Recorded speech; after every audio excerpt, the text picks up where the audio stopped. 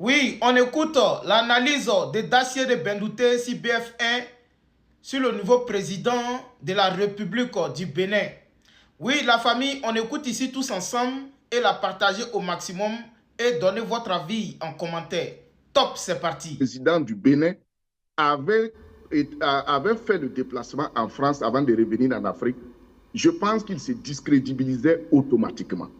Il faut saluer en tout cas cette débarque du président Ouadani et attendre de voir la suite. Parce que lui aussi, il a en tout cas un choix binaire. C'est-à-dire, premièrement, l'ultra, comment on appelle, nécessité de la question des frontières.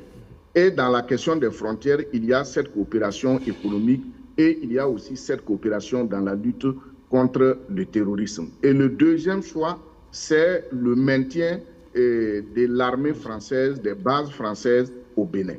Et maintenant, comment il faut régler ces problèmes? C'est vrai qu'avec le président, l'ancien président Patrice Talon, on a vu tout ce qui s'est passé. Mais c'est dans l'ordre normal de la politique coloniale occidentale et française en particulier. Quand un État veut prendre de l'envol, on va trouver un autre État voisin pour lui mettre les bâtons dans les roues. Maintenant, il est venu, vous aviez posé la question de savoir pourquoi il n'est pas parti en France. Et je pense qu'à ce niveau, c'est normal qu'il commence en Afrique. Parce que si le président du Bénin avait fait le déplacement en France avant de revenir en Afrique, je pense qu'il se discrédibilisait automatiquement.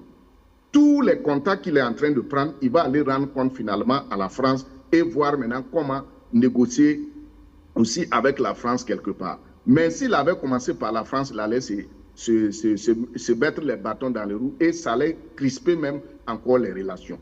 Et chose qui est normale. Donc maintenant, on attend de voir les prochaines étapes. Mais il faut dire une chose, la question du terrorisme, ce n'est pas le terrorisme en soi, c'est la recolonisation et toutes les attaques, c'est des attaques qui sont perpétuées et c'est des mercenaires, c'est des gens qu'on envoie pour créer le problème afin de vendre la sécurité aux Européens. Maintenant, quelle position le président Ouadani va prendre? Parce que quand on regarde avec le Niger, non seulement le problème du port, mais il y a cette question aussi de pipeline. Comment le Bénin et le Niger s'organisent pour pouvoir gérer cette manne pétrolière? Vous avez vu cette honte que le Bénin avait créée et il a fallu que la Chine monte au créneau pour amener le président Talon à changer de version. Pour que, en tout cas, la Chine ne voit pas ses intérêts piétinés. Est-ce qu'aujourd'hui, les deux frères nigériens et béninois vont se parler, surtout qu'ils comprennent la même langue? C'est ça aussi qu'il faut dire à nos chefs d'État.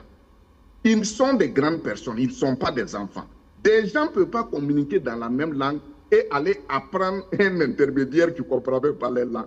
Voici le paradoxe des sociétés africaines et surtout de nos chefs d'État.